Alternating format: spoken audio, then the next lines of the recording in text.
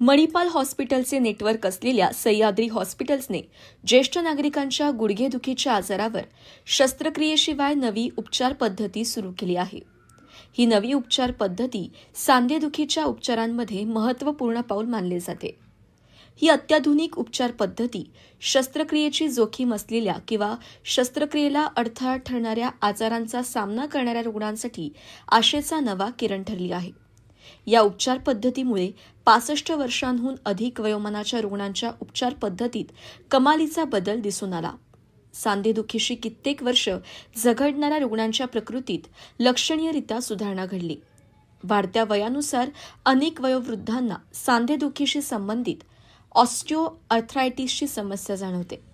भारतातील सुमारे 47% वृद्धांना ऑस्टिओआर्थरायटिसचा त्रास आहे. या आजाराशी झगडणाऱ्या रुग्णांची शारीरिक हालचाल मंदावते. परिणामी त्यांची जीवनशैली प्रतिकूल होऊन बसते. वाढत्या वयोमानात स्थूलता, मधुमेह, उच्च रक्तदाब आणि व्यायामाचा अभाव यांसारख्या कारणांमुळे सांध्यांची झीज होत राहते. प्रामुख्याने 60 पार केलेल्या ज्येष्ठ नागरिकांना या आजाराचा सामना करावा लागतो.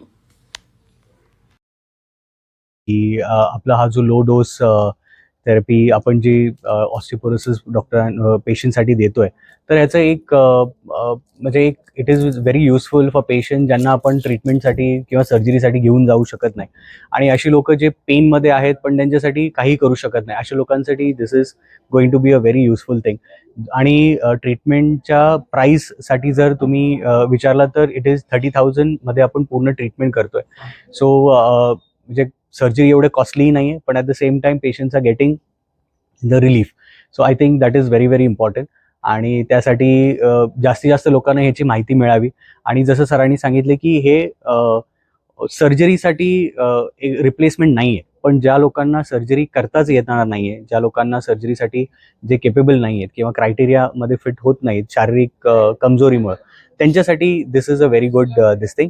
आणि along with this there are other modalities, म्हणजे हे लो डोस रेडिएशनमुळं कार्डियॅक च्या लोकांसाठीही आपण त्यांना पेशंटला ट्रीट करू शकतो.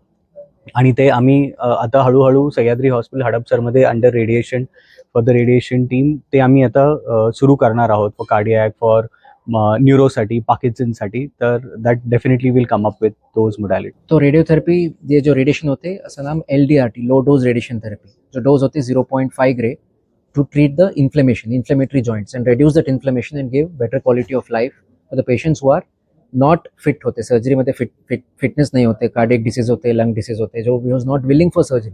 तो असा पेशेंट्स ने radiation low dose RT we give to give that quality of life. So this is a very low dose with a 0.5 gray. As I said, this will probably reduce the inflammation in the joints. So inflammation if you reduce, then the outcome is better because patients can walk, patients can do their own activities, and this is a non-invasive treatment which is probably replacing treatments like NSAIDs, oral tablets hote, I mean steroid injections hote. So those patient doesn't have to take. Dependency on those oral medications is gone. So don't have to go and repeatedly meet orthopedic surgeon for injections or for tablets. This will give a pain relief for almost 17 to 18 months as reported in the trials. So it can also be repeated if patient comes back with again the same symptoms after 2 years or after like 1.5 years, we can again do the same.